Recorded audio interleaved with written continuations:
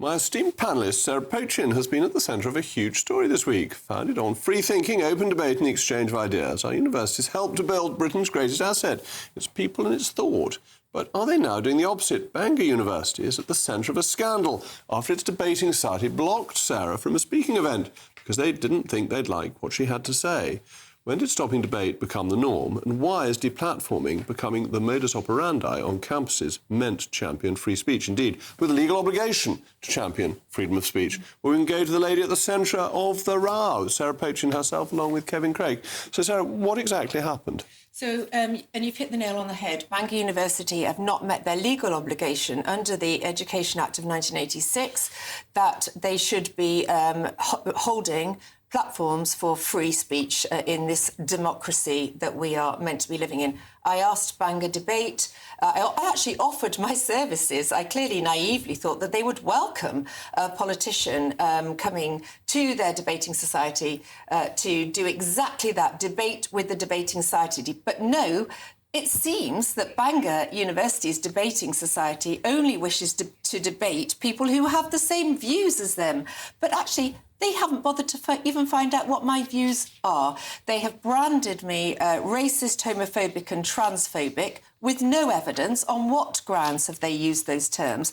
Very damaging terms. I daren't read my Twitter for the probably death threats that I've got on there. It's a safety concern, but also they have not met their legal obligation to hold free speech in our universities. And one more point, if I may. What is this brainwashing doing to our young, brilliant minds? So people at university, for example, and other young people, but they're being brainwashed with one train of thought only, and they're not being taught to debate, to stand up for their opinions, to listen to new opinions and other ideas.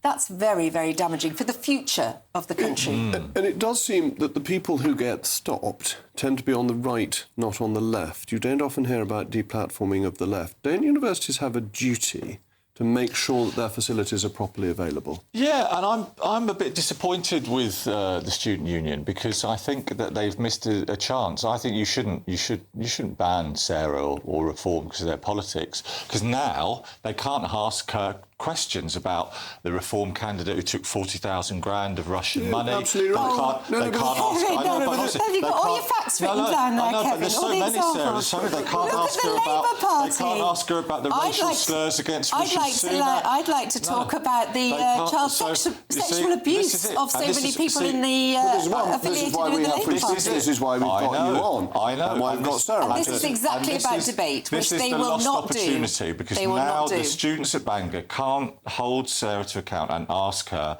about all these corruption issues with Reform, the local councils, the candidates and the racism. What about Peter Mandelson and your Prime Minister currently? I'd like to discuss that. Bangor are missing out on Sarah. Well, I've offered my services. Well, the university, unfortunately, has but then got subject to a threat from, as I saw it, Zia Yusuf, who said, once we're in, we're going to take millions of pounds off of you. And it wasn't the university, of course. Well, the university... Oh, no, I disagree with you, Kevin, on that front. So, because in fact, this afternoon, you might not have it in your notes there, but this afternoon I had a meeting with the Vice-Chancellor of Bangor University and pointed out to him that it is his legal obligation to make sure that the societies that operate within the university stick to a code of conduct, which allows, they represent the university, allows free speech. But that debating society, in the name of Bangor University, put that statement out, brandishing an elected member of Parliament as those three vile terms: racist, transphobic and homophobic, with no evidence, and they will not publicly apologise. Hello, I'm Bev Turner. Now, it can feel like the money in our bank accounts at the moment does not keep up with the cost of living, and maybe there's a solution. I'm here today with the CEO of TallyMoney, Cameron Parry. Cameron, what is TallyMoney? Well, Bev, with TallyMoney, you get a current account and a debit card, but instead of pounds, you use milligrams of gold as your everyday money. So why gold? Gold traditionally is a great store of value. It has, on average, gone up at over 11% per annum for the last 25 years against the pound. It's tripled in value in the last decade.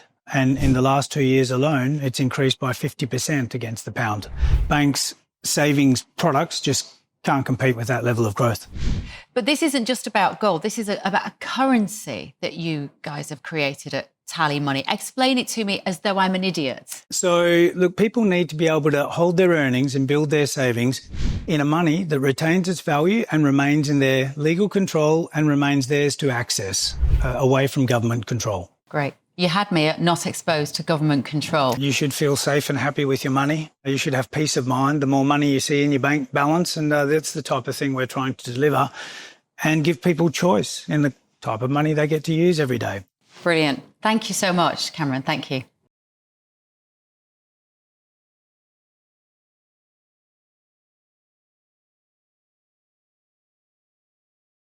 Abuse in politics is a different kettle of fish, that we're allowed to be rude about politicians. I don't think that's You should see my Twitter feed after Yeah, coming yeah, on here. You know, yeah, I it would make my mother don't weep. think that's a problem. Well, I think deplatforming is a problem. Yeah. But I'm afraid politicians just have to be But thick-skinned. can I And if just people are add, rude to us, though, that's just tough. can I just add, there was a young chap, Jack Anderton, who was going to join me in that debate. He is only 25. He's not an elected politician.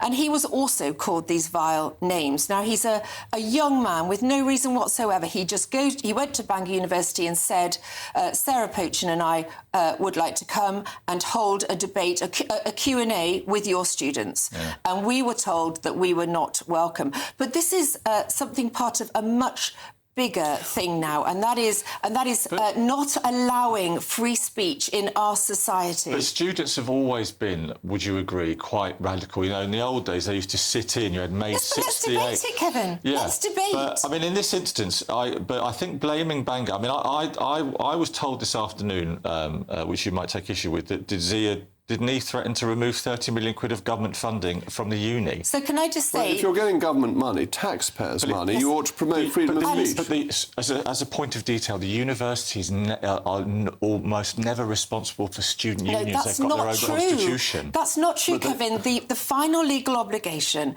lies with the university to control all of its societies.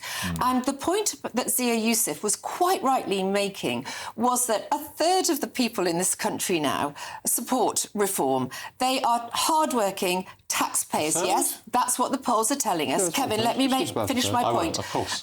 They're hard-working, tax-paying British citizens that support reform. Their money is paying £287,000 a year to the Vice-Chancellor and supporting the university with £30 million. Zia Youssef was making quite the right point that if you do not operate as an open, democratic organisation, why should British taxpayers support you? It sounds quite Trumpian, that, though. You do something we don't like and we're going to take your money away. Yeah, well, that's from the Trump playbook. Let them raise their own money.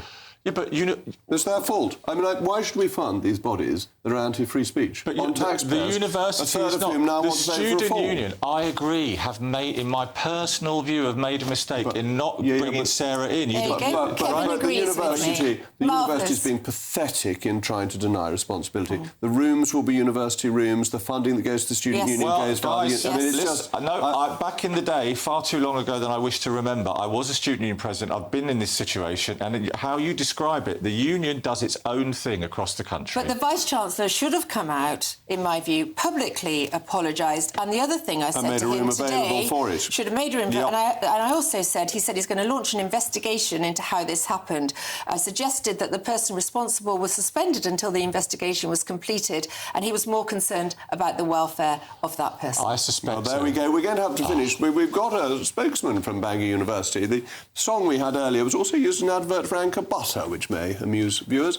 Anyway, the social media post was issued by a student society, not by Bangor University. Student societies are created and run by students through the Independent Students' Union. The views expressed by societies and their own and do not reflect university policy. Bangor University remains politically neutral and supports freedom of speech, welcoming debate from across the political spectrum, which is obviously untrue, because otherwise they'd have made sure that Sarah could have gone there.